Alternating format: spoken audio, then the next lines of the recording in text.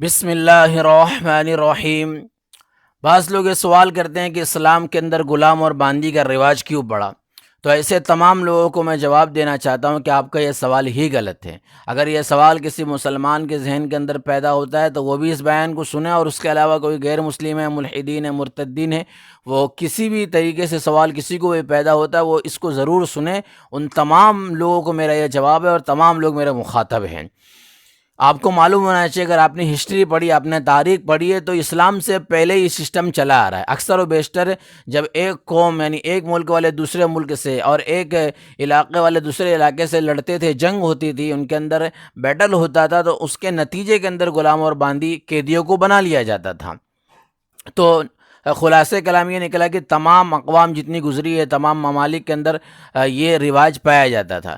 غلامی کا مسئلہ جو اسلام کے اندر میں آپ کو یہ بتانا چاہتا ہوں کہ اسلام نے تو گویا کہ غلامی کا مسئلہ جو رواج دیا ہے اور اس سسٹم کی مخالفت نہیں کی ہے، تو گویا کہ مخالفت نہ کر کے اسلام نے مخلوق کی جان بچائی ہے۔ کس طرح جان بچائی؟ اچھی طریقے سے اس کو سنیے کہ جب مسلمانوں کے مقابلے کے اندر جو دشمن ہوتے تھے وہ ہزاروں اور لاکھوں کی تعداد کے اندر لشکر کشی کرتے تھے، مسلمانوں کے اوپر چڑھائی کرتے تھے، پھر مسلمان کسی طریقے سے ان کے اوپر حاوی آ گئے اور انہوں نے قیدی بنا لیا، اور پھر جو دشمن تھا تو دشمن کے لشکر میں سے ہزاروں اور جو ہے کئی تعداد کے اندر، لاکھوں تعداد کے اندر لوگ قیدی بن گئے۔ اب مسلمانوں کے پاس وہ لوگ قیدی بن کر آ چکے ہیں۔ اب بتائیے کیا کیا کرنا چاہیے؟ تو اب اس کی کچھ صورتیں ہو سکتی ہے۔ پہلی صورت تو یہ ہے کہ مسلمانوں نے جن دشمنوں سے لڑائی کی ہے، یعنی دشمن نے جو مسلمانوں کے اوپر حملہ کیا ہے، اور جو جیتے گا اس کے پاس جو ہے مد مقابل کے افراد جو قیدی بن کر آ جائیں گے۔ مسلمانوں نے فتح پائی تو جو مد مقابل تھا دشمن، اس کے جو لوگ تھے وہ ان کے پاس قیدی بن کر آ گئے۔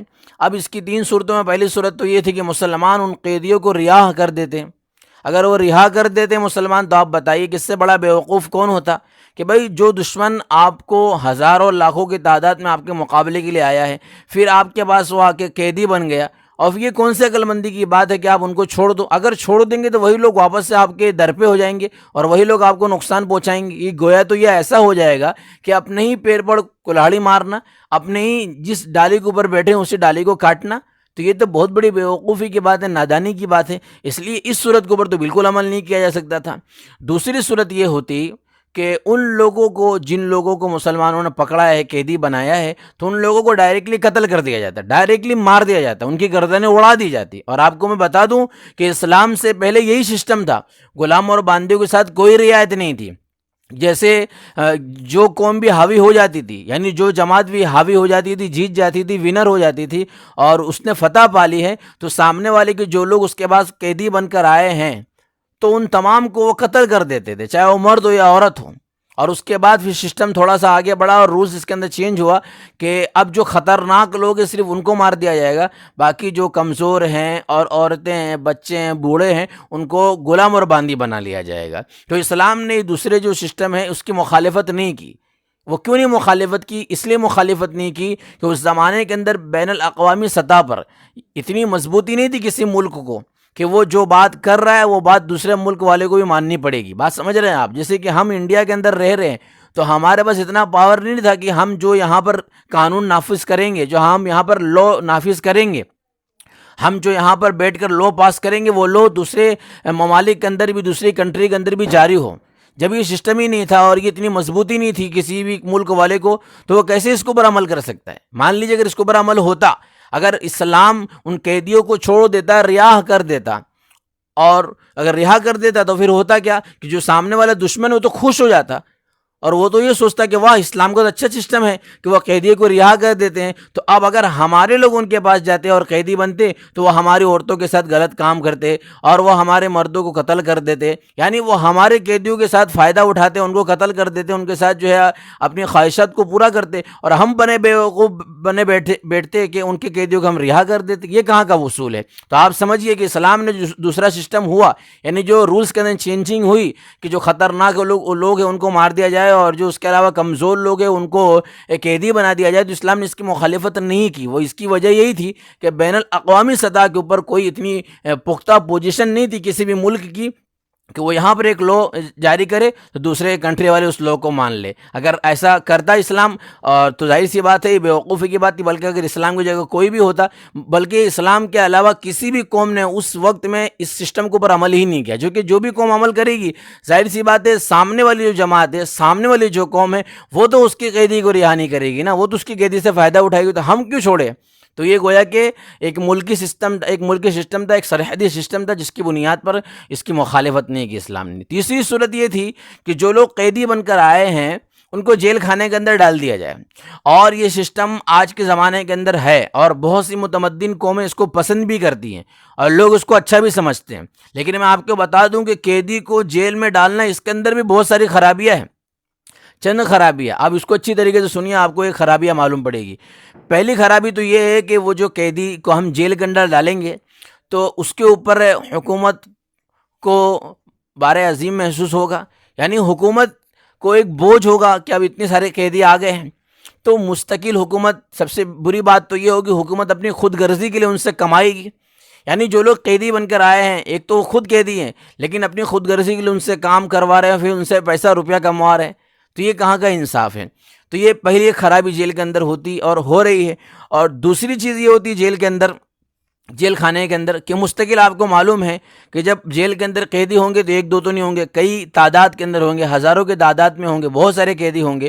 تو ان قیدیوں کی حفاظت کے لیے، وہ کہیں بھاگ نہ جائے، ان کی حفاظت کے لیے مستقل فوج مقرر کرنی پڑتی ہے، رکھنی پڑتی ہے. اب آپ بتائیے کہ جو فوج کا عملہ ان قیدیوں کی حفاظت کر رہا ہے، یعنی ان قیدیوں کو روکے رکھا ہے، ان کو بھاگنے نہیں دے رہا ہے، تو وہ فوج کا عملہ تو ہمارا بہت سارا بیکار ہو گیا نا.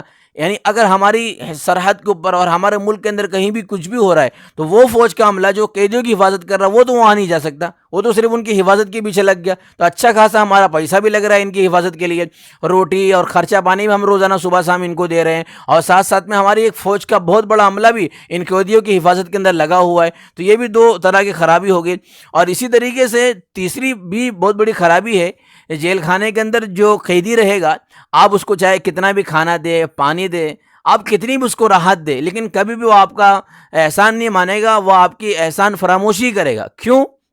چونکہ جو آپ نے اس کی آزادی چھین لی نا، تو آزادی کے سلب ہونے کا جو غیظ ہے اور غضب ہے، جو غصہ ہے، اس کو ہمیشہ رہے گا. اور وہ اتنا ہے کہ وہ آپ کے سارے اچھے کام کو برا ہی سمجھے گا. یعنی کتنے بھی دن کے بعد، کتنے بھی سال کے بعد وہ نکلے گا، آپ کتنی بھی اس کو راحتیں پہنچا دیجیے، لیکن قیدی آپ کو اسی نگاہ سے دیکھے گا، دشمنی ہی کی نگاہ سے دیکھے گا. تو اس میں تو کچھ بھی فائدہ نہیں ہوا. اتنا سارا خرچہ کرنے کے بعد بھی وہ دشمن آپ کا دشمنی رہا، آپ کا دوست نہیں بن پایا. اور اسی طریقے سے ایک چوتھی خرابی بھی ہوگی جیل خانے کے اندر، یہ کہ جب جیل خانے کے اندر ہوں گے تو آپ کو معلوم ہے کہ بہت سارے لوگ ہوں گے ان کے اندر. اب کوئی جیل خانے میں رہنے والا جو شخص ہے، اس کی کسی بھی اعتبار سے تمدنی ترقی نہیں ہو پائے گی. آپ سمجھ سکتے ہیں، یعنی وہ پڑھائی کے اعتبار سے اور ایجوکیشن کے اعتبار سے بالکل ہی وہ ختم ہو جائے گا، زیرو ہو جائے گا. تو جیل خانے کے اندر اس کی پڑھائی کا تو کوئی سسٹم نہیں. آپ بولیں گے اس کو کون پڑھانے جائے گا؟ تو جب سسٹم ہی نہیں تو پڑھانے کون جائے گا؟ اور آپ کو یہ تعجب بھی ہو رہا ہے. تو آپ لیکن ایک دوسرے اینگل سے اس کو سوچیے کہ ایک قیدی ہے، اگر وہ 10 سال رہ رہا ہے جیل کے اندر، 20 سال رہ رہا ہے، اور اس کے بعد وہ بے گناہ ہو کر نکلتا ہے، رہا ہوتا ہے، تو بتائیے کہ 20 سال جو اس کے برباد ہو گئے وہ کوئی لوٹا سکتا ہے دوبارہ؟ جو مجرم تھا اور اس کو سزا دے دی جائے گی، پھانسی پہ چڑھا دیا جائے گا، مار دیا جائے گا، بات ختم ہو گئی. لیکن جو مجرم ہی نہیں تھا اس کو آپ نے قیدی بنا دیا، اور قیدی بنانے کے بعد کوئی ایجوکیشن سسٹم نہیں تھا اس کا، کوئی اس کو تعلیم دینے کا کوئی سسٹم نہیں تھا، اور وہ تعلیم نہیں حاصل کر سکتا تھا، خود بھی باہر جائے گا، اور نہ آپ نے کوئی ایسا سسٹم بنایا کہ اس کو تعلیم دی جائے. 10 سال 20 سال کے بعد اگر وہ باہر نکلتا ہے، رہا ہو کے نکلتا ہے اور بے گناہ ہو کے نکلتا ہے، تو اس کے 20 سال تو اپنے برباد کر دی ہے. تو اب اس 20 سال کو کون لوٹائے گا دوبارہ؟ تو یہ بھی بہت بڑی خرابی ہے جیل خانے کے اندر. تو یہ اتنی ساری خرابیاں ہیں. اب میں یہ بتانا چاہتا ہوں کہ اس کے برخلاف اسلام کے اندر کیا سسٹم ہے. اسلام کے اندر غلامی کا سسٹم یہ ہوا کہ جب لڑائی ہو تو قیدیوں کو تقسیم کر دیا جائے گا. تقسیم کر دینے کی وجہ سے سب سے بڑا فائدہ تو یہ ہوگا کہ قیدی جو جیل خانے کے اندر تھے ان تمام کا خرچہ سرکار اکیلا اٹھا رہی تھی. لیکن جب اسلام کے اندر سسٹم آیا، غلاموں کو تقسیم کر دیا گیا، تو اب ہر ایک کے گھر کے اندر ایک ہی غلام جائے گا. جب ایک ہی غلام جائے گا تو کسی حکومت کے اوپر بوجھ بھی نہیں پڑے گا، اور ہر آدمی ایک آدمی کا خرچہ اٹھا لے گا آرام سے. دوسری بات، وہ غلام بھی یہ سوچے گا کہ اگر میں کہیں نوکری کرتا تو مجھے خرچہ اپنے اوپر کرنا پڑتا، مجھے کپڑا خریدنا پڑتا، لیکن یہ فائدہ ہوا اسلام کے اندر غلام بن جانے کا کہ غلام ہے تو وہ آقا اس کی حفاظت کرے گا، آقا اس کو کپڑا بھی دے گا، آقا اس کو خرچہ بھی دے گا، اور یہ آقا ساری اس کی دیکھ بھال بھی کرے گا۔ تو یہ تو فائدہ ہی فائدہ ہوا اس کا، اور وہ خود یہ سوچے گا کہ بھائی میں کہیں بھی کام کرتا تو مجھے اپنے اوپر خرچہ کرنا ہی پڑتا، تو کتنا اچھا ہے کہ میں یہاں پر خدمت کر رہا ہوں، اس کے بدلے مجھے سارا خرچہ وغیرہ مل رہا ہے اور میرے اوپر جو ہے ساری چیزیں خرچ کر رہا ہے یہ آقا۔ اسی طریقے سے جو تیسری بات ہے، جبکہ جیل خانے کے اندر قیدی کبھی بھی آپ کا احسان مند نہیں ہو سکتا بلکہ احسان فراموش ہی رہے گا۔ اس کے برخلاف ایک غلام اگر آقا اس کے ساتھ اچھا سلوک کرتا ہے، اس کے ساتھ اچھا بیہیویئر کرتا ہے، تو وہ غلام ہمیشہ اس کا احسان مند رہے گا۔ اور یہ خالی بولنے کی بات نہیں ہے، ایسے ہزاروں کروڑوں واقعات ہے کہ غلام اپنے آقا کو کبھی نہیں بھولا اور اس کا احسان مند رہا اور اس کا احسان مانتے رہا۔ تو یہ بھی بہت اچھی بات ہے، یعنی آپ اگر اس کو راحت دے رہے ہیں تو آپ کی اس راحت کو راحت سمجھ رہا ہے، اور پھر وہ آپ کے لیے دعا بھی کرتا ہے اور آپ کے لیے وہ روتا بھی ہے اور آپ کے لیے اس کو بے چینی بھی ہوتی ہے، یعنی ایک محبت پیدا ہو جاتی ہے۔ غلام تو صرف نام کا غلام ہوتا ہے، لیکن حقیقی معنی میں وہ انسان جیسا ہم اس کے ساتھ سلوک کرتے ہیں غلامی کے اندر، تو گویا کہ ایک انسان کے اندر فطری چیز ہے کہ محبت پیدا ہو جاتی ہے اس کے ساتھ جو اس کے ساتھ اچھا سلوک کرتا ہے۔ جبکہ قیدی کے ساتھ آپ کتنے بھی اچھا سلوک کر لیجئے، اس کے دماغ اور مائنڈ کے اندر ایک بات ہے کہ اس نے مجھ کو جیل میں کیوں قید کیا ہے۔ تو آپ سمجھ سکتے ہیں کہ غلامی کے اندر کتنا فائدے ہیں اور کتنے فائدے تھے، اور جیل خانے کے اندر قیدی جو رہتا ہے اس کے کتنے نقصانات تھے، اور نقصانات ہمیشہ رہیں گے اور ہمیشہ تھے اور رہیں گے۔ اور آگے بڑھ کر میں یہ بتانا چاہتا ہوں کہ غلام کو یہ بھی آزادی ہے کہ وہ تعلیم حاصل کر سکتا ہے اور آقا کے پرمیشن سے، اور آقا خود اس کو اچھی سے اچھی اعلیٰ سے اعلیٰ ایجوکیشن دلا سکتا ہے۔ سوچئے، تو اور خالی بولنے کی بات نہیں ہے، بلکہ اگر آپ تاریخ کا مطالعہ کریں گے تو تاریخ کے اندر بڑے بڑے علماء صلحاء ایسے گزرے ہیں کہ جو ایک زمانے کے اندر غلام تھے، اور اس کے بعد جب ان کو کسی نے آزاد کیا، یعنی غلام تھے وہ، جب ان کو کسی نے آزاد کیا غلامی کے اندر، انہوں نے اتنا سیکھ لیا تھا کہ بعد میں جا کے بڑے بڑے علماء اور صلحاء بنے۔ اور اسی طریقے سے اگر آپ غور کریں گے تو سب سے بڑی مثال لے لیجیے حضرت بلال رضی اللہ تعالیٰ عنہ کی، کہ حضرت بلال رضی اللہ تعالیٰ عنہ تو غلامی تھے نا، لیکن اس کے بعد پھر کیا ہوا، ان کی زندگی تبدیل ہوئی اور اسلام کے اندر مائنہ شخصیت مانی جاتی ہے، اور پھر حضرت نبی پاک صلی اللہ علیہ وسلم کے ساتھ جنت کے اندر وہ اونٹ کی نکیل لے کے بھی چلیں گے، اور بھی حدیثوں کے اندر ان کی فضیلتیں آئی ہیں، بہت کم فضیلت نہیں، بہت زیادہ فضیلت ان کی آئی ہے۔ یہ تو ایک میں نے غلام کی بات کی، اور آئندہ انشاءاللہ میں اور بھی باتیں بتاؤں گا اس کے تعلق سے۔ اتنی باتیں ہوئی، اور آخر میں آپ یہ بات سنیے اور سمجھیے کہ یہ صرف واقعات نہیں ہے، بلکہ حضرت بلال کے بعد اگر اس زمانے کی بات کی جائے تو سلطان محمود رحمۃ اللہ علیہ جو گزرے ہیں، جنہوں نے ہندوستان کے اوپر، ہمارے انڈیا کے اوپر حملہ بھی کیا اس موقع کے اندر، تو اس موقع پر ان کے پاس کچھ قیدی آئے۔ آپ کو میں بتا دوں کہ ایک قیدی ان کے پاس آیا، انہوں نے اس کو غلام بنایا اور اس کے بعد اس کو بادشاہت کا تخت عطا کیا۔ جب اس کو بادشاہت کا تخت عطا کیا گیا اس غلام کو، تو وہ رونے لگا۔ اس کو رونے کی وجہ جب پوچھی گئی تو اس نے بتایا کہ میں جب چھوٹا تھا اور اپنے علاقے میں رہتا تھا تو میری ماں کہتی تھی کہ محمود نامی ایک شخص ہے، بہت بڑا جنگجو ہے، وہ کسی کو چھوڑتا نہیں ہے، اس کے نام سے سب کانپتے ہیں۔ تو جس طریقے سے مائیں ہوا سے ڈرایا کرتی تھی اپنے بچے وغیرہ کو، اس طریقے سے محمود کے نام سے ڈرایا کرتی تھی۔ لیکن جب مقابلہ ہوا اور میں نے دیکھا کہ میرا مد مقابل تو محمود ہی ہے، اور اس کے بعد جب آپ نے فتح پا لی اور میں آپ کے پاس قیدی بن کر آیا، تو میں نے تو سوچ ہی لیا کہ میری ماں نے جس کے بارے میں بتایا تو اس کے سامنے میں آج کھڑا ہوں، آج تو میری شامت آ گئی ہے۔ لیکن میں کیا دیکھتا ہوں کہ آپ نے میرے ساتھ اچھا سلوک کیا، مجھ کو اچھی تعلیم دی، اور آج آپ مجھے بادشاہت کا تخت دے رہے ہیں، مجھے بادشاہت کی کرسی پہ بیٹھا رہے ہیں، بادشاہت کا تاج مجھے عطا کر رہے ہیں۔